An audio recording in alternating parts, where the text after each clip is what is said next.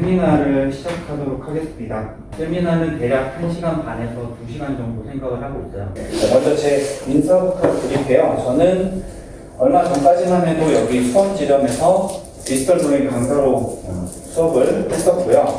지금은 다시 현업으로 복귀를 해서 배경 원화가로 게임 회사에서 일을 하고 있는 정찬욱이라고 합니다. 반갑습니다. 네, 오늘 세미나 주제는 게임 원화를 준비하는 그 취업 준비생들에게 많은 도움이 될 내용일 것 같아요. 보통 막연하게 그 게임 원화를 준비하시는 분이 계시는데 좀 더 어떤 식으로 준비를 하면은 효율적인지 그런 거에 대한 내용을 알려드릴 거고요. 그렇게 준비하기 위해서 필요한 정보들, 어떻게 게임이 만들어지게 되고 회사의 환경들, 그리고 면접 같은 것도 짧게나마 제가 어떻게 하면은 잘 할 수 있는지에 대한 팁 같은 거를 좀 더 설명을 드릴 예정입니다. 자, 그림을 그리시게 되면은 게임 회사 쪽 생각을 하고 계시죠. 그리고 웹툰 좀 많이 생각을 하고 계시는데 많은 사람들이 게임 원화랑 웹툰을 준비하는 이유는 아무래도 수익성이 있을 것 같고 그리고 안정성인 것 같아요. 왜냐면은 그림이라는 거는 예전부터 불명확했죠. 본인이 이제 일거리가 있을 때 일을 하고 일이 없으면 쉴 수밖에 없는 그런 구조였는데 게임 회사가 생기고 그래서 회사에 들어가서 정직원으로 일을 해서 안정성이 보장이 되죠. 그리고 웹툰 같은 경우는 그거보다는 좀 프리하죠. 본인이 스스로 어떤 웹툰이라는 걸 창작을 하고 일을 하게 되지만 높은 수익성을 기대할 수 있죠. 웹툰이 탁빵 터지게 되면은 보통 회사 다니는 사람들의 월급과는 비교도 할 수 없을 만큼 수익이 많이 들어오게 되고 정해진 거를 그리는 것보다는 좀 자신만의 세계관이라든지 이야기를 풀어나가는 걸 좋아하시는 분들은 아무래도 웹툰을 선호하실 거기 때문에 게임 회사에 취업을 해서 들어가게 되면은 재밌습니다. 일단은 어떤 캐릭터를 그리거나 배경을 그려서 그게 입체로 3D로 만들어지고 그거를 플레이어들이 플레이하게 되고 구현이 되는 모습을 보면 정말 보람도 느껴지고 내가 생각했던 그런 것들이 현실이 되는 듯한 느낌이 강하게 들어요. 게임 회사가 커지게 되거나 성장하게 되거나 유명해지게 되면 거기에 대한 소속감과 유대감도 상당히 강해지고 주변에 있는 동료들이 같이 그림을 그리는 사람들이기 때문에 회사에서 스터디를 한다든지 정보를 공유를 한다든지 회사에 들어가면 재밌고 즐겁습니다. 보통 이런 중소기업 회사들이 투자를 받아서 처음에 개발을 하거든요. 개발을 하다가 뭔가 좀 대박 조짐이 보인다 그러면은 보통 이런 데서 퍼블리싱을 우리가 해줄게. 너네 회사는 인지도가 없으니까 광고 마케팅 비용까지 우리가 그걸 대신해줄게. 예약을 겁니다. 게임 실행할 때 나오는 그 타이틀을 자세히 보면은 우리가 알만한 큰 기업들 로고가 나오고 그 옆에 또 실질적으로 개발에 참여한 스튜디오 이름이라든지 중소기업 회사 이름이 적혀져 있는 경우가 있는데 보통은 여러분들이 취업을 할 때 들어갈 회사도 아마 그런 회사들일 거예요. 처음에 대기업 들어갈 수 있는 확률은 지금 현재로는 거의 대기업이라면은 거의 팀 내에서 자체 조달을 합니다. 일단 중소기업은 신입을 채용할 수 있는 폭이 넓기 때문에 아무래도 처음에 이런 회사에 들어가시게 될 거고 그런 회사 중에서도 게임작 들어가 보시면은 중소기업이라고 하더라도 뭔가 좀 발전 가능성이 있다거나 좀 탄탄한 그런 중소기업을 들어가실 수가 있을 거예요. 게임 회사에 맞는 포포를 어떻게 준비해야 되는지 본격적으로 이야기를 나눠보려고 합니다. 자, 많은 취업 준비생들이 게임 회사를 들어가고 싶을 때 이제 포포를 준비해야 된다라는 건 알아요. 정보가 없고 어떻게 정보를 얻어야 되는지도 모르고 그런 정보를 학원에서도 얻을 수가 있지만 그림 커뮤니티에서도 많이 얻을 수가 있고요. 게임 잡에서도 숨겨진 정보들이 많이 있어요. 그래서 그런 것들을 스스로도 좀 찾아보시고 거기에 맞는 포트폴리오 그림체를 만들어 나가는 거를 하셨으면 좋겠어요. 정보를 많이 얻어서 계획적으로 접근을 해야지 좀 더 시간을 줄일 수가 있습니다. 수업을 하다 보면은 질문을 안 하세요. 학생분들이 그냥 그림을 조용히 그리다 가세요. 피드백만 받고 가시는데 회사에 들어가면 어떤가요? 회사에 들어가기 전에 면접 같은 거 볼 때 어떤 식으로 해야 되나요? 연봉은 어떤가요? 회사에 들어갔을 때 이러이러한 상황이 생기면은 난 되게 힘들 것 같은데 그런 일이 일어나나요? 또는 그런 일이 일어났을 때 어떻게 하면 좋나요? 물론 회사에 들어가 보지 않았기 때문에 그런 질문을 생각해내는 것조차 어렵긴 하지만 커뮤니티라든지 그런 거에 찾아봐도 많이 올라오거든요, 질문들이. 내가 게임 개발을 좋아하는 건지 그림 그리는 걸 좋아하는 건지 확실히 구분을 하고 인지한 상태에서 그림을 그리시는 게 좋아요. 그런 경우가 되게 좀 많은 것 같아요. 제가 학생들을 보다 보면은 그냥 단순히 그림 그리는 게 좋아요. 아직 내가 어떤 걸 그리는 게 좋은지도 잘 모르시는 분들도 계시고, 왜냐면 어느 정도 그림 실력이 쌓여야 내 기호 취향이 드러나기 마련이기 때문에 아직 그 전에서 헤매시는 분들도 많이 계시는 것 같은데, 일단 제일 중요한 게 그림체예요. 본인이 선호하는 그림체. 실사가 있고 반실사가 있고 캐주얼이 있고 내가 어떤 장르를 좋아하는지, 장르에 대한 것도 고민을 많이 해봐야 됩니다. 내가 그리고 싶은 거를 그려서 게임 회사에 취업할 수가 없습니다. 게임 회사에서 원하는 그림을 그려줘야 취업할 수가 있기 때문에 이게 가장 중요하다고 볼 수가 있고요. 장르라고 하면은 MMORPG, FPS, 액션, 아케이드, AOS, 시뮬레이션, 퍼즐 다양하게 있는데 보통 범용적으로 준비를 하기 때문에 MMORPG를 준비하는 경우가 많이 있습니다. 나는 그림을 사실 중세들은 별로 그리기 싫고 SF 그리는 거 좋아하시고 또는 뭐 메카닉, 로봇 그리는 거 좋아하시는 분들은 굳이 MMORPG 장르에 맞춰서 보편적인 포트폴리오를 준비하실 필요가 없어요. 그리고 조바심을 낼 필요도 없습니다. 많이 대중적이지 않은 부분을 준비한다고 해서 거기 회사가 적은 게 아니거든요. 트렌드는 계속 돌아요. 오버워치가 성행했을 때는 그때 당시에 그런 류의 FPS를 만들려는 회사들이 엄청나게 많이 있어요. 그리고 정보를 얻어내는 것 중에 하나가 게임잡이 좀 상당히 중요하다고 생각을 하는데, 게임잡을 어느 정도 포트폴리오가 준비가 되어 있지 않으면은 안 들어가시는 분들이 꽤 있으세요. 포트폴리오가 그만큼 개수가 안 되고 준비가 안 됐는데 게임잡을 볼 필요가 없겠지라고 생각하면은 오산입니다. 왜냐면 게임잡의 현재 게임 업계에서 돌아가는 트렌드가 다 보이고 거기에 올라오는 질문 게시판에 보면은 내가 생각지도 못한 질문거리들이 올라오고 회사의 복지 또는 어떤 회사가 잘 나가고 있는 건지 이런 것들을 확인을 할 수가 있는데, 제가 게임잡을 들어가볼게요. 네, 이렇게 들어가면 원화를 준비하시기 때문에 채용 정보에 가시면은 원화라고 이제 카테고리가 따로 있습니다. 들어가셔서 이것만 찍지 마시고 여기 안에 보시면은 캐릭터 원화 이렇게 있어요. 또는 뭐 배경 원화 카테고리를 찍어서 이걸 어떻게 보느냐 보시면 신규 프로젝트래요. 한 해에 대략 200개 넘게 게임이 출시가 돼요. 근데 출시가 되는 것도 쉽지가 않지만 그 중에서 마케팅을 잘 해가지고 우리가 이런 게임이 나온다더라고 하는 국내 게임은 한 10손가락 안에 들 거예요. 네이버라든지 아니면 TV라든지 유튜브에서 광고를 했을 때 이런 게임이 나오네? 그 중에서 성공하는 게임들이 중박 이상 터뜨리는 게임은 아마 3개도 안 될 거예요. 대기업에서는 캐시카우 수입을 내고 있는 게임이 있기 때문에 개발력과 자본이 있어서 신규 프로젝트를 하는 경우가 있긴 한데, 자사 IP를 가지고 다른 형식의 게임을 만들거나 하는 경우가 상당히 많고, 보통 신규 프로젝트 중에 아예 없는 IP와 없는 걸 개발하는 회사는 중소기업 규모라고 생각하시면 돼요. 신규 프로젝트라고 하면 아무래도 처음에 게임 회사에 들어가서 좀 메리트가 있는 프로젝트라고 생각을 해요. 아무래도 이미 만들어져 있는 라이브 게임에 가서 거기에 유지보수, 기존에 있는 IP와 기존에 만들어진 게임에 그냥 조금 업데이트하고 명절마다 또는 뭐 크리스마스마다 크리스마스 산타복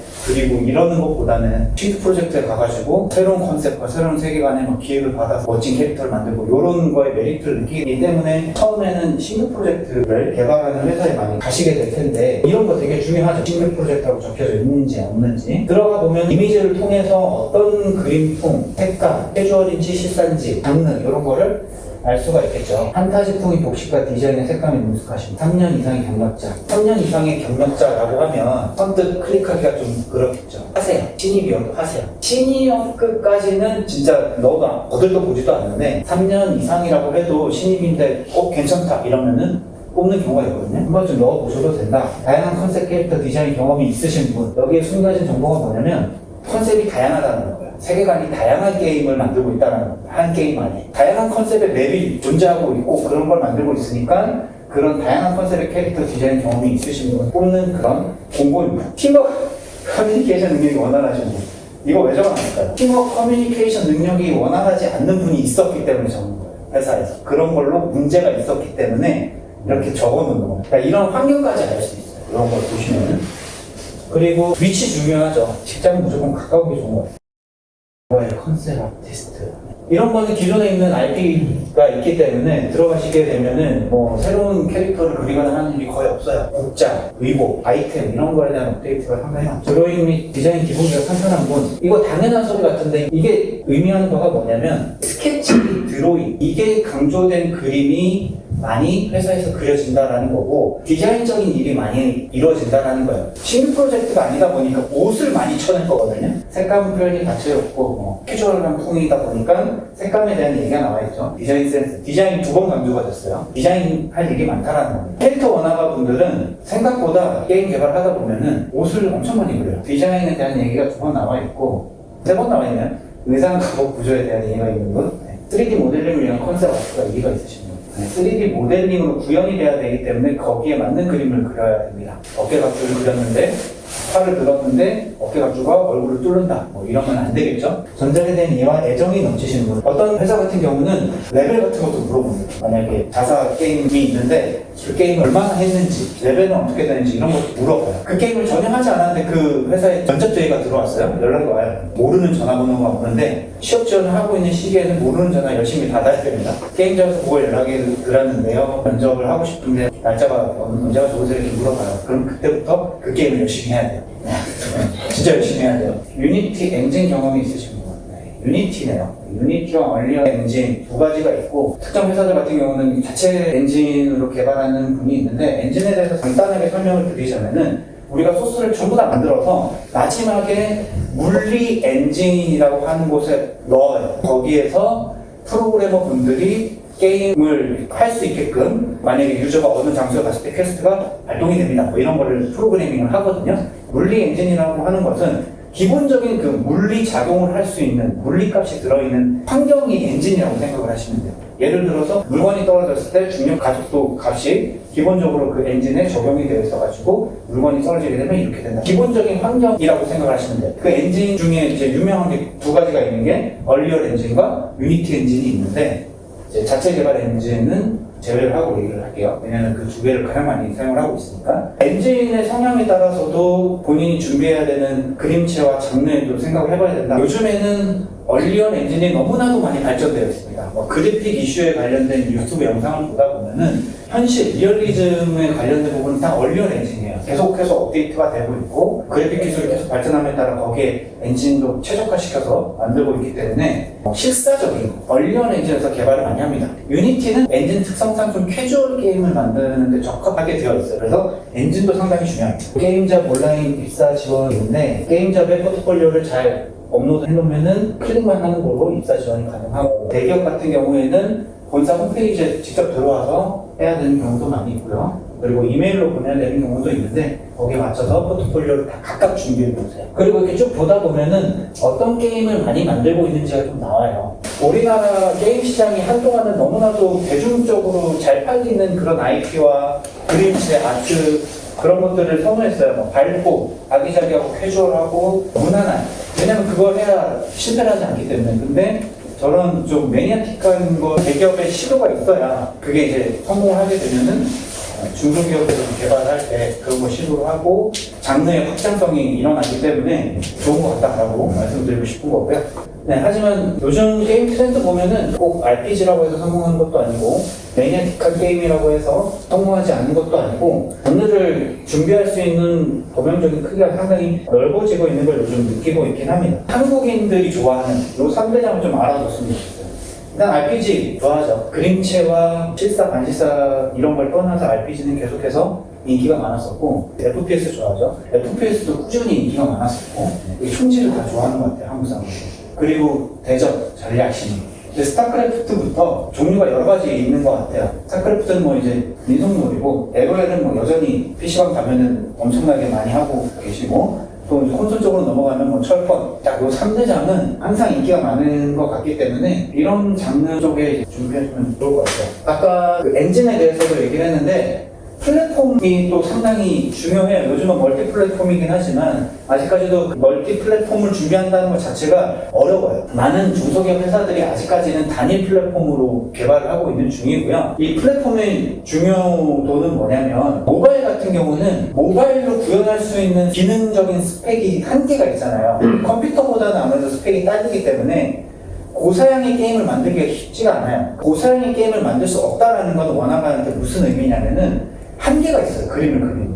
예를 들어서 나는 장식 엄청나게 화려하게 넣고 싶고 뿔 달린 뾰족뾰족한 거, 털 있는 거, 체인 같은 거 있고 화려하게 막 넣고 싶은데 그걸 다 구현해버리면은 게임이 느려지고 무거워지기 때문에 최적화 이슈가 발생을 합니다. 반대로 PC는 거기에 대한 제한이 그렇게 크지 않죠. PC 게임도 뭐 캐주얼이 있고 실사도 있긴 하지만 일단 모바일보다는 PC가 스펙이 높기 때문에 그런 한계가 높다라고 할 수가 있고요. 그리고 콘솔 같은 경우에는 아무래도 가장 원화가의 최대치를 그릴 수 있는 플랫폼이라고 생각을 합니다. 콘솔 게임을 개발하고 있는 데 가시면은 내가 그릴 수 있는 이상의 디테일을 뽑아내야 될 경우가 상당히 많아요. 그러면서 많이 배우게 되고 처음에 입사할 때에는 이런 플랫폼에 대한 볼륨도 생각을 해보시면 상당히 좋을 것 같아요. 게임 공정에 대해서 말씀을 드릴게요. 게임이라고 하면은 예전에는 도박과 같이 취급이 돼서 유해물이라고 생각을 했었고 웹툰도 마찬가지죠. 만화 쪽도 그랬었고 그런 문화 탄압이 좀 있었지만 요즘에는 그렇지 않고요. 예술 입장에서는 게임은 정말 다채로운 종합예술입니다. 문학을 시작으로 스토리를 기반으로 기획이 되고 글로 만들어진 것들이 원화가를 통해서 이미지화되고 조형적으로 공부하신 3D 디자이너분들이 3D 프로그램 툴을 이렇게 만들고 거기에 애니메이션 전공하시는 분들이 생동감을 불어넣고 그리고 컴퓨터 프로그래밍 공부하시는 분들이 프로그램을 해서 게임 설계를 하시고 그리고 음악도 들어가죠. 효과, 음악도 상당히 중요한 요소죠. 음악은 보통 외주를 쓰긴 하는데 큰 회사들 같은 경우는 자체 음향 팀을 가지고 있어서 다양하게 음악을 집어넣기도 하죠. 그래서 하나의 큰 종합 예술이라고 생각을 합니다. 아무튼 이렇습니다. 근데 자세히 좀 설명을 드릴게요. 왜냐하면 이걸 아셔야 여러분들이 어떤 식으로 그림을 준비해야 되는 감이 오실 거예요. 이야기에서부터 출발해요. 원화가한테는 이게 정말 중요합니다. 스타크래프트 혹시 시나리오 보신 분 계시나요? 제가 인터넷에서 스타크래프트 시나리오 압축편 4시간짜리를 보다가 밤을 새 적이 있는데 진짜 방대해요. 엄청난 거의 논문에 가까운 디테일한 스토리가 만들어지는데 국내는 그런 이야기의 중요성을 알게 된 지가 비교적 최근입니다. 그런 스토리가 기반이 되는 게 좋다고 생각을 하고 지금은 그거에 대한 중요성을 많이 알고 있어서 웹툰 기반이라든지 소설 기반의 그런 이야기를 가지고 와서 그걸 게임으로 만드는 회사들이 많이 늘어나고 있는 추세인 것 같습니다. 세계관이 잘 짜여 있을수록 거기에 대한 디자인이 잘 나올 수밖에 없어요. 자, 여기서 깜짝 질문이 있네요. 여러분들이 코프를 준비해서 지원을 하는데 면접지가 왔어요. 회사에 가서 이제 면접을 봅니다. 면접관이 혹시 원화가는 뭐라고 생각하십니까? 또는 디자이너는 뭐라고 생각하시는지 대답 좀 해주실 수 있으실까요? 라고 물어보면은 어떻게 대답하시겠어요? 창조하는 사람. 창조하는 사람. 네. 기본 그 뿌리라고 생각하고 있어요. 기본 뿌리. 그럼 기획자는? 굉장히 서포트. 서포트요? 기획자가 선행입니다. 원화가는 기획자가 전달해준 내용을 보고 그리는 사람이에요. 그래서 제가 회사에 맞는 그림을 그려야 된다, 내가 원하는 그림을 그릴 수 없다라고 하는 게 회사에서는 육마사 같은 아트웍을 생각을 하고 있는데 나는 그런 너무 징그럽고 막 어두운 거 싫어 이러면서 안 그릴 수 없잖아요. 기획자가 이거 갖고 와야 돼요. 그래서 기획자가 선행이 되고 있고요. 그 다음에 원화가입니다. 원화가라고 하면은 설정된 글 또는 생각, 이게 한마디로 기획입니다. 기획이 된 글, 문서 또는 스토리, 시놉시스를 목적에 맞게 이미지화, 비주얼라이징 하는 직업이라고 생각하시면 돼요. 기획 문서가 원화가에게 전달이 됩니다. 그걸 컨셉에 맞게 이미지화 시키는 게 원화가의 일이고요. 설정된 거를 그리게 되면서 많은 빡침이 있습니다. 애매한 그런 거를 기획으로 받을 때가 많기 때문에 상당히 어려운데 이것도 자신의 디자인 실력을 키우는 방법 중에 하나라고 생각을 해요. 말도 안 되는 기획이 와도 그걸 해낼 수 있는 원화가가 정말 대단한 원화가라고 할 수가 있겠는데 캐릭터 원화는 이런 식으로 그려지게 됩니다. 보시면은 왼쪽이 일러스트에 가까운 포징이 되어 있는 이 캐릭터의 전반적인 구조와 컨셉과 이미지를 보여줄 수 있는 그림이 완성이 되고 난 다음에 또는 반대로 될 수도 있어요. 오른쪽에 있는 시트 작업이 먼저 되고 저걸 그리는 경우도 있고 작업 순서는 늘 순서가 정해져 있는 것이 아니기 때문에 왔다 갔다 할 수 있는데 일반적으로는 처음에 가볍게 프리 드로잉으로 포징과 간단한 장신구들을 그리고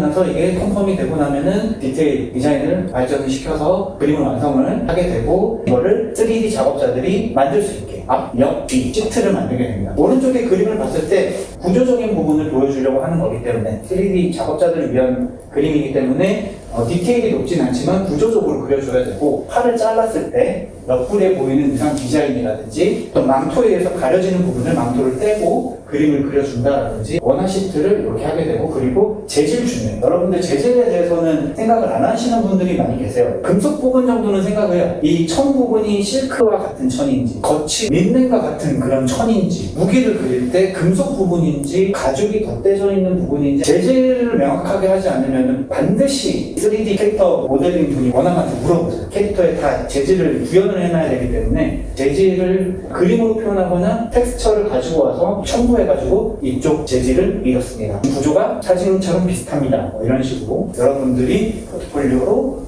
준비를 해야 되는 양식이라고 생각을 하시면 될 것 같아요. 이거는 배경 원하고 건물이죠. 오른쪽 위에를 보시면은 건물의 완성 그림이 있죠. 그래서 디테일이 상당히 높지만 밑에 부분에 보시면은 배경 모델러 분들한테 전달할 것이기 때문에 구조도 포트폴리오 만들 때는 극한으로 해주시는 게 좋아요. 실제 작업물은 그 일정이 쫓기기 때문에 필요한 부분만 디테일을 올리고 나머지는 최적화로 그림을 그립니다. 그래서 실제로 실무에 들어가서 작업을 할 때 생각보다 퀄리티 있는 그림을 거의 안 그려요. 근데 포트폴리오는 자기 실력의 이상으로 준비하셔요. 러프 스케치를 통해서 러프 3D 모델링을 해서 그거를 발전시켜서 그림을 완성을 했고, 보이지 않는 뒷부분은 밑에 구성을 해놨고, 텍스처 질감이라든지 지붕 질감은 자료를 통해서 볼 수가 있고, 이렇게 그리고 나서 저는 이렇게 그렸어요. 숲속에 있는 여관 느낌으로 그림을 그렸었는데, 완성된 일러스트라고 하면은 게임에서 로딩 이미지라든지 스테이지 백그라운드 이미지, 타이틀 이미지 이런 걸로 많이 사용되기 때문에 가끔씩 디테일을 빡세게 올려서 작업을 해야 되는 일러스트를 작업을 하기도 합니다. 자, 캐릭터 설정 및 원화를 이렇게 제작을 하고 나면은 3D 모델러가 원화가가 그린 제작 시트를 가지고 모델링을 합니다. 아까도 말씀드린 것처럼 3D 모델링으로 구현이 가능하게끔 그려줘요. 뽑는 사람 입장에서는 이 사람이 3D에 관련된 게임 제작 공정에 대한 이해도가 얼마나 있는지 보려고 합니다. 그 관점을 가지고 그림을 보기 때문에 그런 걸 잘 생각을 하셔야 돼요. 예를 들어서 예전까지만 해도 그래픽 기술이 발전하지 않았을 때는 털 같은 걸 되게 싫어했어요. 털 구현하는 거 있어서 하나하나의 메쉬를 구현하려면 최적화가 힘들기 때문에 털이 있는 걸 되게 싫어했고, 체인이라든지 망토라든지 컬렁거리는 거, 그런 거는 애니메이터들이 되게 싫어해요. 그 체인 같은 경우에는 덜렁거리는 거기 때문에 덜렁거리는 게 많다라는 거는 다른 캐릭터와 겹쳐 있거나 또는 내 캐릭터의 메쉬를 건들게 되거나 하는 경우가 있기 때문에 그런 걸 되게 자제하고 디자인을 했었지만, 요즘에는 그래도 기술이 발전을 해서 털 디자인도 많이 나오고 있긴 한데, 여기도 보면 털이 되게 간단하게 구현이 되어 있어요. 배경에 대해서도 알려드릴게요. 이거는 기획 문서가 이렇게 왔어요. 차원의 틈이에요. 그래서 거기에 있는 보스와 싸우게 됩니다. 차원의 틈, 공허의 틈, 뭐 이런 컨셉으로 기획 문서가 전달이 됐고, 그래서 제가 이런 식으로 그림을 그렸어요. 일러스트를 그려서 만들어진 게 뭐냐면 이겁니다. 만들어진 부분은 카메라 앵글 때문에 광범위하게 보이진 않고 전투 지역, 에어리어만 프로젝트에서 보이긴 하는데, 자, 이런 식으로 구현이 됐었고요. 자, 이렇게 3D가 만들어지게 되면은 애니메이터의 소스가 넘어가게 되는데, 캐릭터는 여러 가지 모션을 취하잖아요. 그래서 애니메이터들이 이런 식으로 작업을 하게 됩니다. 보통 그 모델링에 본이라고 하는 그 뼈대를 박아서 그 본을 이리저리 움직이고, 움직인 애니메이터 키 값을 저장을 해서 하나의 세트로 묶어서 애니메이션을 만듭니다. 캐릭터 원화 같은 경우는 애니메이터랑 이펙터까지랑도 얘기를 되게 많이 해요. 왜냐면 기획 문서에서 스킬을 설정해 줄 때도 있지만 그냥 이미지적인 것만 전달을 하고 캐릭터 원화가 직접 스킬을 기획을 해야 되는 경우가 가끔씩 있습니다. 그래서 캐릭터 그리는 사람이기 때문에 그 캐릭터가 쓰는 스킬까지 어느 정도 생각을 해서 스킬 시트가 있어요. 그거를 그려서 전달해 주게 되면은 스킬을 쓰는 모션과 스킬 쓸 때 이펙터와 이것들이 이펙터 작업자와 애니메이션 작업자들한테 전달되기 때문에 작업을 하고 나서 원화가 분한테 오셔가지고 이거 이렇게 했는데 이런 느낌이 맞나 이런 식으로 물어보고 같이 막 하면서 그래서 이렇게 컴퓨터에 작업하고 있으면은 옆에서 캐릭터 원화가 분이랑 애니메이터들이 칼 휘두르고 막 이러고 있어요. 실제로.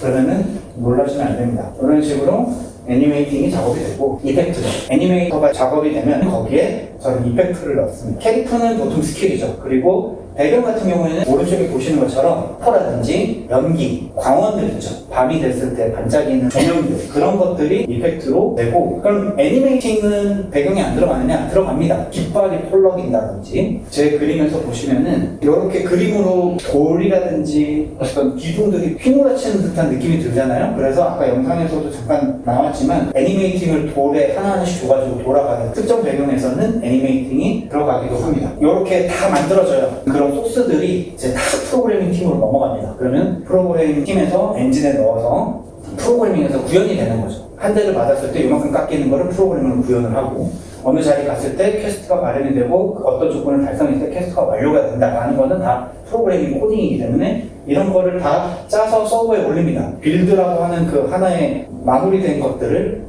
패키징, 포장을 해서 굽는다라고 표현하는데 베이크 해가지고 이제 서버에 올리게 되면은 설치 파일을 딱 만들어져요. 그래서 그 설치 파일을 실행을 했을 때 게임이 설치가 되고 플레이할 수 있게끔 만들어 놓는 그런 과정을 거치고 회사에서 자체 테스트를 또 하고 그래서 다 만들어져요. 음향도 집어넣고 본격적으로 구글 스토어에 올리죠. 게임을 출시합니다. 돈 있는 회사 같은 경우는 마케팅을 어마어마하게 하고요. 돈이 없으면은 마케팅을 안 하고 그냥 출시를 합니다. 그러다가 게임성이 너무나도 좋으면은 역주행하거나 인디게임 전문적으로 리뷰하는 유튜버를 통해서 뭐 재발견된다거나 출시하고 마케팅 그리고 그 이후에 게임 관리까지 전문적인 인력들이 힘을 써가지고 협업을 하는 게 게임 개발이에요. 그래서 이런 과정을 아셔야 여러분들이 거기에 맞는 그림을 그릴 수 있는 거거든요. 그래서 이 과정을 좀 소개시켜드렸고 게임 출시 자체가 어려워요.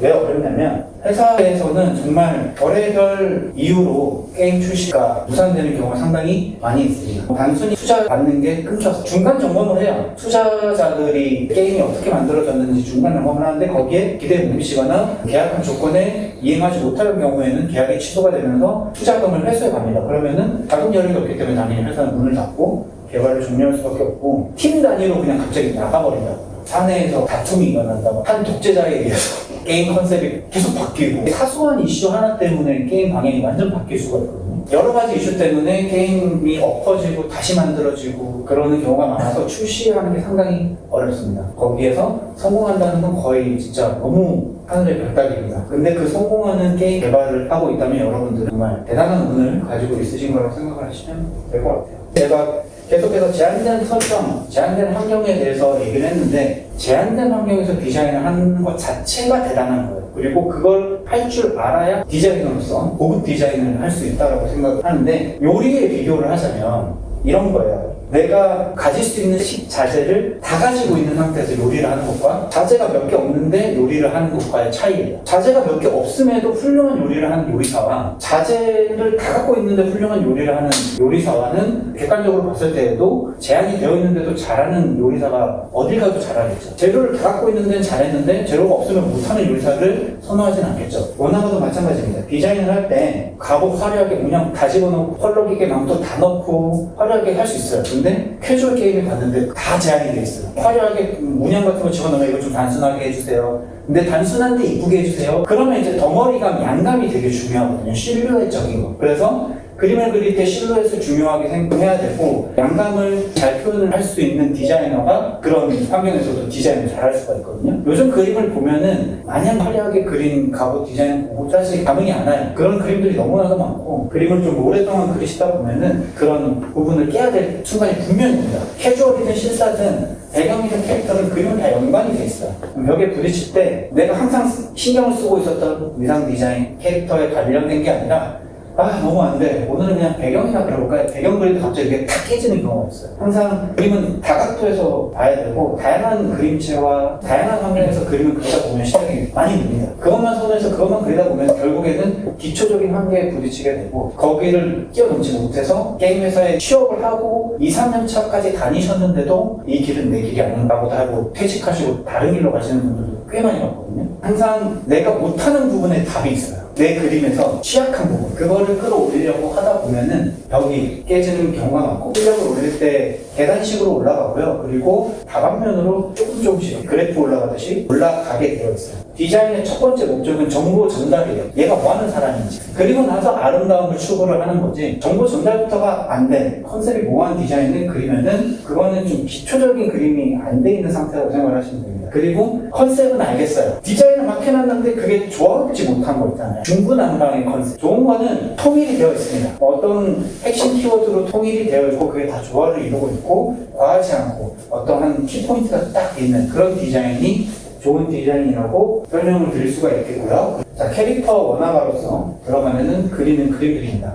왼쪽은 PC입니다. 플레이어블 캐릭터. 유저들이 플레이할 수 있는 본인들의 캐릭터죠. 그래서 상당히 퀄리티 있게 최고의 퀄리티로 뽑아냅니다. 또는 NPC. NPC는 논 플레이어블 캐릭터. 플레이를 할 수 없는 캐릭터. 즉, 상점의 상인이라든지 퀘스트를 주는 어떤 캐릭터라든지 스토리상의 뭐 캐릭터, 어떤 퀘스트를 부여하거나 아이템을 준다거나 팔거나 하는 그런 NPC들도 그리게 됩니다. 자, 그리고 몬스터. 이거는 인간형 몬스터이지만 사족보행 또는 나는 또는 해양생물, 영혼류, 악마류 다양한 몬스터가 있겠죠. 몬스터 디자인도 하게 됩니다. 몬스터 디자이너가 따로 있는 회사가 있긴 해요. 있긴 한데 거의 극히 드물고 캐릭터 원화가가 주로 하게 됩니다. 무기 디자인. 무기도 레벨링을 줘서 할 때도 있고요. 캐릭터도 레벨링이 필요한 캐릭터 원화를 할 때도 있어요. 레벨링이 뭐냐? 단계적으로. 초급 단검, 그 다음에 중급 단검, 고급 단검, 전설 단검, 유물 단검 이런 식으로 단계별로 아이템들, 무기들을 디자인을 해야 될 때가 있고 이건 세트입니다. 같은 컨셉의 무기인데 여기는 단검, 두 번째 장검, 대검, 창 또는 도끼, 곰봉, 법봉 보면은 다 같은 세트인 거 보이시죠? 이런 세트로 준비를 해야 될 때도 있고요. 아까 설명드렸던 스킬에 대한 거.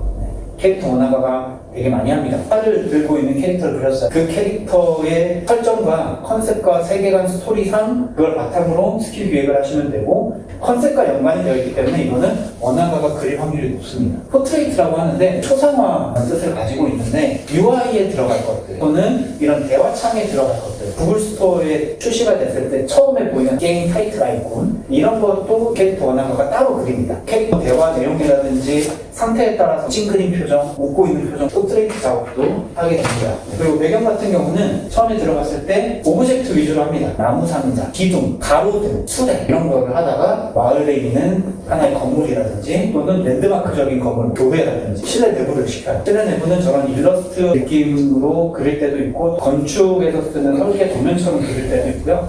다양하게 실내를 3D 작업자가 작업을 할 수 있게끔 그려주고요. 그리고 컨셉 무드화. 이거는 보통 심리학자들이 합니다. 자, 배경 원화 같은 경우는 세계관과 환경을 조성을 하고 비주얼라이징하는 직업이다 보니까 어떠한 기획과 설정이 나온다면은 거기 환경은 이런 환경일 것이다. 마계가 될 수, 정령이 나오는 숲이 될 수가 있고 그런 것에 대한 전반적인 이미지, 무드, 느낌을 알 수 있는 이런 컨셉 무드화를 그리게 되고 무드화가 딱 나오면서 거기에 들어가는 오브젝트를 그리게 되죠. 오른쪽에 보시면 지형에 대한 레벨링을 보여주는 이런 그림도 배경 원화가는 그리게 됩니다. 동선이 중요한 게임 같은 경우는 이런 걸 좀 많이 그려요. 마을 또는 도시 단위의 그림을 이런 식으로 그리게 되고요. 그리고 월드맵, 맵을 직접 그립니다. 원화가들이. 예를 들어 그런 것도 있어요. 뉴욕의 타임스퀘어의 근미래적인 배경을 그려라. 그러면은 타임스퀘어에 간판들이 많잖아요. 그걸 표현 안 하고 타임스퀘어 그릴 수는 없잖아요. 그래서 그 간판들의 브랜드 표시되어 있는 걸 그려야 되는데 실제 코카콜라 쓰면 안 되잖아요. 디즈니 쓰면 안 되잖아요. 그래서 게임에서 나오는 가상의 브랜드 같은 거를 디자인을 하게 되면 간판에다가 집어넣고 배경 원화를 그리기도 하고 왕국의 엠블럼, 문장, 문양, 장식 같은 것들 이런 것들도 많이 그립니다. 자 그러면은 도대체 그 컨셉이 뭔가 디자인 어떻게 해야 되는 건가 공통적으로 참고할 수 있을 부분을 얘기를 해드리자면 가복만 입히고 칼 쥐어주면 기사 아니잖아요. 설득력과 특별함이 없는 그림은 디자인이 좀 덜 된 그림이다. 그럼 이거 어떻게 집어넣느냐. 첫 번째는 스토리를 생각을 할 수가 있어요. 제가 오버워치를 좋아하는데 저는 오버워치를 할 때 트레이서를 했었습니다. 그리고 트레이서를 플레이하는 것도 좋아했는데 캐릭터 설정도 되게 좋아했었습니다. 오버워치 트레이서 스토리 아시는 분? 아무도 모르세요? 간단히 얘기해 드리자면 얘는 그 닉네임이 트레이서가 됐다라고 하는 그 설정 이야기가 있어요. 그래서 보시면은 설득력이 있죠. 가운데 있는 저 장치의 의미와 그리고 스킬적인 의미, 그리고 가죽 자켓 보시면은 옛날 2차 세계대전 때 파일럿들이 입었던 가죽 자켓의 디자인이 들어가 있고, 고글도 마찬가지죠. 빠른 캐릭터, 달리는 캐릭터, 그런 걸 표현하기 위해서 밑에 하이 디자인도 저렇게 되어 있는 것처럼 보입니다. 신발도 마찬가지고요. 이렇게 명확한 스토리가 있으면은 쉽게 나와요, 디자인이. 스토리가 상당히 중요합니다. 근데 스토리가 너무 과해도 안 돼. 스토리가 과해버리면은 그 스토리의 디자인이 갇혀버립니다. 그러면은 스토리에서 완전 자유로워질 수 없기 때문에 디자인이 또 안 풀릴 때가 있어요. 그래서 너무 과한 스토리는 자제를 해주시되, 그러면 적당한 컨셉 스토리를 넣는 건 어떤가? 3가지 키워드 정도만 넣으시면 딱 적당할 것 같아요.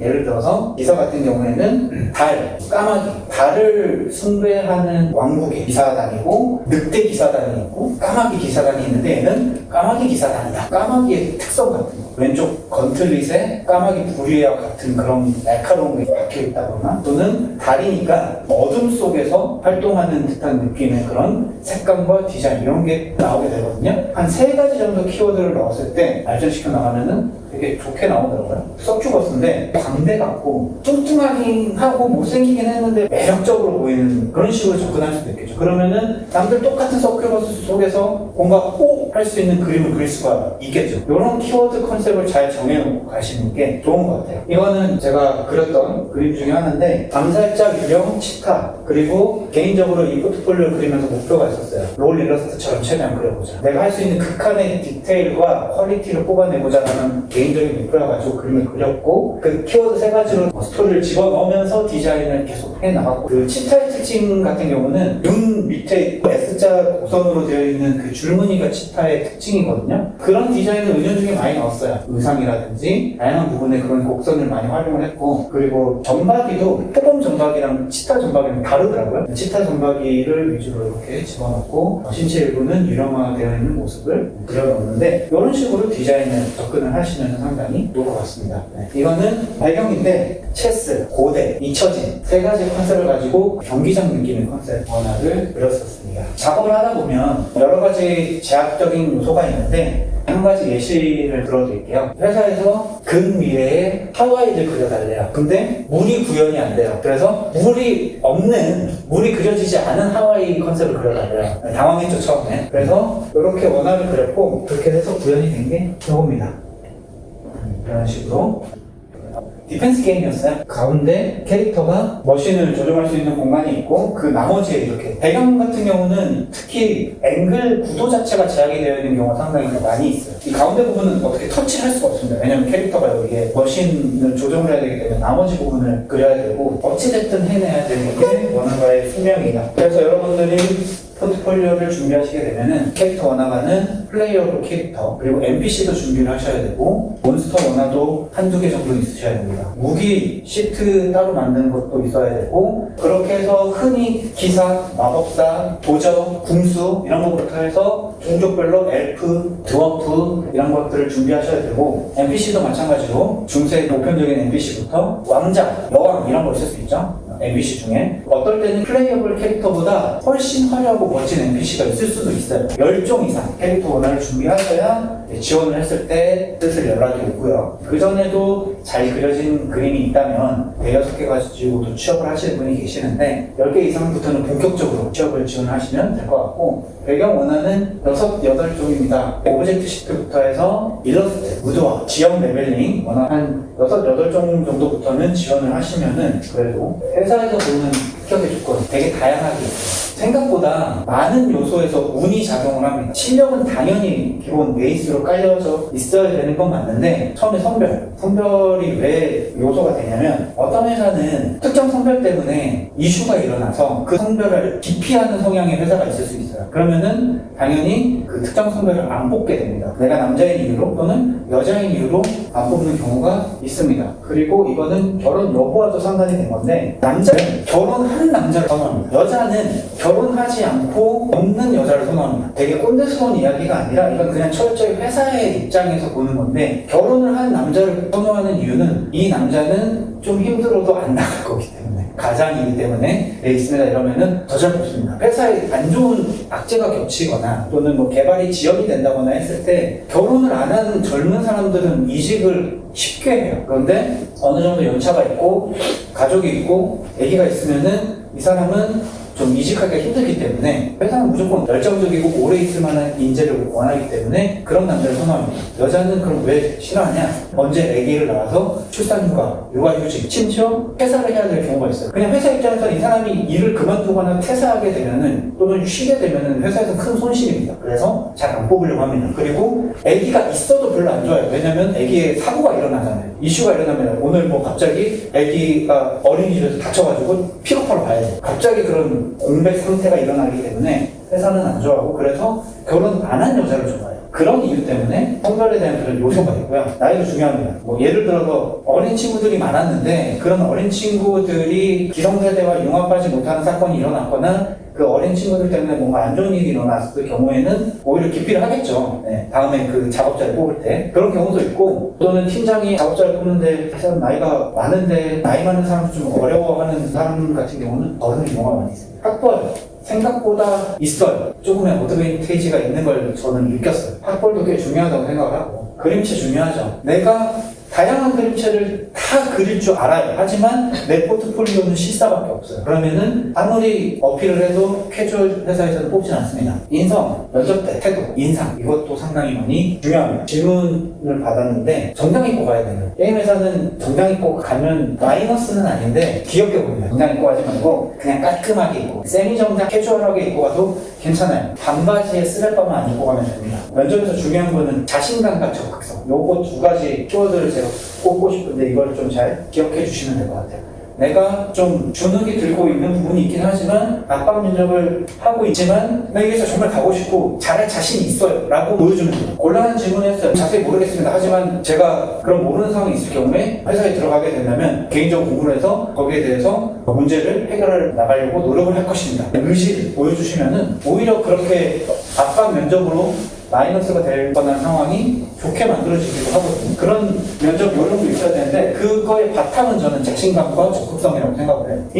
인맥은 경력자가 되면 좀 중요해져요. 저는 인맥을 학원에서도 좀 만들어라고 가끔씩 말을 하는데 학원에서 그냥 자기 글만 그리고 가신 분들이 꽤 많더라고요. 여러분들은 같은 제너레이션이에요. 저는 이전 세대죠. 저만의 세대가 있고 그래서 그 세대들이 지금 뭐 이렇게 쭉쭉쭉 올라가고 있고 여러분들은 나이가 어떻든 지금 준비하고 있는 세대잖아요. 그 세대가 이렇게 같이 어느 정도 비슷한 시기에 취업을 하게 되고 경력을 쌓아 나가게 됩니다. 그러면은 결국 어디서든 무조건 마주치고 인맥을 형성하고 있다면 무조건 도움을 받아요. 어떤 식으로든 도움을 받습니다. 게임에서는 이직이 정말 작습니다. 항상 포트폴리오를 준비해야 됩니다. 제일 위험한 시기가 취업하고 2, 3년 차예요. 정말 힘들게 입사를 했어요. 그래서 첫 월급을 받고 월급으로 하고 싶은 거 하고 소비를 합니다. 놉니다. 그러면은 큰일 나요. 자, 2, 3년 정도 됐을 때 어떤 일이 벌어지냐면 그때 꼭 이직할 일이 생깁니다. 빠르면 1년 안에 올 수도 있고요. 개인 작을 안 했어요. 포트폴리오 안 했어요. 여태 놀았어요. 마음껏 즐겼어요. 그러면은 회사 작업물은 포트폴리오 쓸 수가 없어요. 거의 없어요. 왜냐면 아까도 말씀드렸다시피 포트폴리오에 비해서 제한사항도 많고 일정이 쫓기다 보니까 디테일하게 그림을 완성해서 넘기는 게 아니라 빠르게 쳐내서 넘기기 때문에 돌아서서 회사 작업을 보면 포트폴리오 쓸 게 없어요. 그러면은 학생 때 했던 거 가지고 계속 이직을 해야 되거든요. 근데 원화가 가장 인기가 많은 시기가 2, 3년 차인데요. 연봉이 그리 높지 않은데 실력이 물이 올라있을 때예요. 매뉴얼화 되어 있어가지고 매너리즘에 빠져있는 그림도 아니고 가장 창작 활동이 왕성한 마인드를 가지고 있고 작업 공정도 알고 회사 돌아가는 것도 알고 실력도 좋은데 연봉이 그렇게 높지 않아. 그래서 2, 3년 차 때 대기업으로 이직할 수 있는 가장 좋은 시기입니다. 그때 미리 준비 안 되어 있다면은 그냥 계속 그저 그런 회사 다니다가 퇴직하게 될 거예요. 그리고 연봉 같은 경우는 내 실력에 비해서 연봉을 막 높게 쳐줘요. 그러면 당연히 들어가겠죠. 그 높은 연봉을 받아가면서 일을 했는데 실력을 키우지 않았어요. 그냥 놀았어요. 그런데 다음 회사 이직할 타이밍이 왔는데 연봉은 되게 높은데 이 회사에서 봤을 때 이 사람의 그림은 이 연봉은 되게 이 정도 퀄리티 퍼포먼스가 안 나온다 이러면은 이직하기 되게 곤란한 상황입니다. 연봉이 너무 낮으면은 그거는 회사 입장에서는 좋죠. 개인적으로는 안 좋아요. 게임업계 특성상 1년 계약을 하고 그 다음 해에 계약 기간이 끝나면은 다시 연봉 협상을 합니다. 성과에 따라서 프로젝트 기여도에 따라서 연봉을 측정을 하고 다시 계약하고 동결될 때도 있긴 하지만 그럴 때는 이제 이직을 하세요. 그냥 일부러라도 뻥튀기 하려고 이직을 하는 경우도 있어요. 회사 계약이 끝날 때쯤 게임작 열어가지고 다른 회사에 돌려보고 요즘 취업 쪽에 그 상황이 어떤지 많이 동결이 되어 있는지 아니면 좀 많이 풀렸는지 이런 것들을 포트폴리오 열어가지고 한번 알아본 다음에 좀 컨택이 온다. 그러면은 가끔씩 연차를 내고 면접으로 갑니다. 이 친구가 갑자기 한 달 이내에 연차를 막 두세 개 썼다. 그러면 나갈 진조구나. 그렇게 생각이 돼요. 여건이 좋은 데가 딱 붙었다. 그러면은 연봉을 올려가시면 되고 면접을 보고 취업을 지원할 때 이런 팁 같은 거 알아두시면은 좋을 것 같아요. 지금부터 질문이 있으시다면 질문사항에 대해서 좀 답변할 시간을 가지도록 할게요. 제가 나이도 그렇고 전공도 미술 쪽이 아니었어가지고 좀 늦게 시작하는 편인데 그렇다 보니 그림 실력으로 보면 제가 노력하지 않는 이상 시간이 좀 오래 걸릴 거잖아요. 그래서 혹시 이와 관련해서 3D 툴을 같이 만약에 배우면 취업할 때 좀 더 도움이 될 수 있는, 그러니까 좀 시기를 당길 수 있는 계기가 될 수 있는. 요즘 많이 받는 질문 중에 하나인데 3D 툴, 매트 페인팅 많이 들어보셨죠? 매력적이고 질문이 3D를 배웠을 때 취업 시기를 앞당길 수 있는가가 지금 핵심인 거죠? 네네. 요즘 배경은 3D는 거의 기본 사안이야. 요즘에 3D 못하면은 디스어드밴티지예요. 3D 툴을 다 기본적으로 사용하고 거의 3D 모델링 급으로 사용하시는 분들도 계세요. 그리고 캐릭터 쪽도 요즘에는 많이 쓰는 추세입니다. 최소한 3D를 불러오거나 그걸 활용해서 페인팅을 할 수 있는 원화가를 선호해요. 근데 그림을 그릴 때 그걸 활용을 하면은 내가 실력이 좀 더 올라가느냐? 이거는 정말 아니에요. 이런 거죠. 옛날에 예술가들 있죠. 레오나르도 다빈치나 미켈란젤로와 같은 옛날에 물감을 써서 손그림을 그렸던, 뭐 손으로 직접 조각을 했던 그런 예술가들 생각을 한번 해보세요. 물감이 없어서 꽃잎을 으개가지고 물감 대용으로도 쓰고 찢겨진 천 어떻게 구해가지고 거기에 그림을 그리고 그랬던 사람들이 지금 현 시대의 포토샵을 보면 어떻게 생각하세요? 포토샵은 실행 취소도 되고 그렸는데 잘못 그려서 지우고 다시 그려야 되는 게 아니라 컨트롤 T로 조금만 비틀어버리면 내가 원하는 각도를 만들어줘요. 그 사람들이 봤을 때는 포토샵이라는 건 신의 툴일 거예요. 지금 우리가 생각하는 3D, 매트 페인팅 이상의 툴일 겁니다. 그런 사람들이 포토샵을 쓰면은 저는 진짜 장난 아닐 거라고 생각하거든요. 근데 우리는 포토샵을 이미 사용을 하고 있어요. 근데 우리는 다빈치가 될 수 있나요? 미켈란젤로가 되려면은 기본적인 걸 잘해요. 툴은 도구예요. 우리가 그림을 그릴 때 머릿속에서 생각합니다. 사과를 그려야지. 그럼 사과를 그릴 때 다양한 툴이 있죠. 연필이 있고 물감이 있고 다 툴입니다. 그 중에 포토샵도 있고 3D도 있고 내가 가지고 있는 이미지가 명확하지 않는 이상 그거 그대로 나와요. 똥손이 3D를 사용할 경우에 똥을 더 빨리 효과적으로 만들어요. 입체적으로. 아날로그가 주는 감성이 있고 디지털이 주는 감성이 있습니다. 편리함이 있고 두 개가 융합이 되어야 된다고 생각을 하고 결국은 내 머릿속의 이미지와 내 보는 안목이 중요해요. 안목이 높아지면은 내 그림은 디지털로 그리든 연필로 그리든 상관이 없어요. 기초적인 드로잉을 많이 하는 수밖에 없어요. 그걸 하고 나서 여러분들이 3D와 매트 페인팅을 접근했을 때 그걸 활용하는 시너지가 나오게 될 겁니다. 매트 페인팅도 마찬가지입니다. 저는 매트 페인팅이 디지털 드로잉의 최고봉이라고 생각해요. 왜냐면 사진만으로 안 되는 구간을 내가 페인팅을 해야 되잖아요. 사진 소스를 기반으로 내가 페인팅을 마무리해가지고 리터칭 해가지고 완성하는 게 매트 페인팅인데 그림 그리면 이런 경험이 있으시죠? 그림을 그리다가 얼굴에 빠져가지고 얼굴을 막 미친듯이 팠어요. 그러면 밑에 인체는 안 팠잖아요. 인체를 거기까지 끌어올려야 되잖아요. 얼굴은 되게 디테일하게 나와 있는데 밑에 인체나 의상 디자인이 그 정도까지 퀄리티가 안 나오면 언밸런스한 느낌을 갖게 되거든요. 근데 그 매트 페인팅이 치명적인 게 사진이잖아요. 빛과 디테일 묘사가 사진이면 실사인데 거기에 맞춰서 나머지 다 그려요.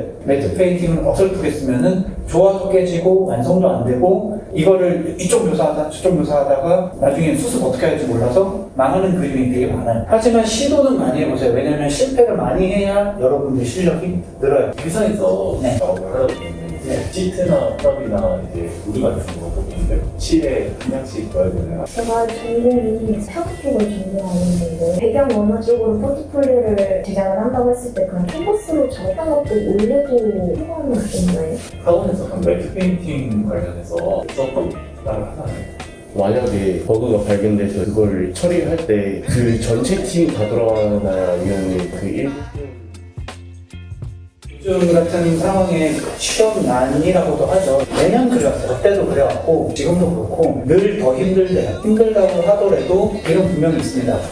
꾸준히 하시는 게 제일 좋다고 생각해요. 항상 그 좌절하지 마시고 잘하는 것보다 열심히 하는 것보다 꾸준히 하는 게 더 힘들다라고 생각을 하고 결국 평균적으로 봤을 때는 정말 꾸준히 하는 사람이 승리를 합니다. 그렇게 꾸준함을 무기로 해서 취업을 꼭 하시길 바라겠고 취업을 하면 끝이 아니라 그때부터 시작이에요. 그렇기 때문에 안주하지 마시고 항상 자기 개발하시고 늘 배움의 자세로 그림을 대하시면은 분명히 좀 좋은 결과가 있으실 거라고 생각합니다. 2시간 넘게 계속 세미나가 진행이 됐는데 긴 시간 동안 함께 해주셔서 감사하고 오늘 세미나는 여기서 마치도록 하겠습니다. 수고하셨습니다.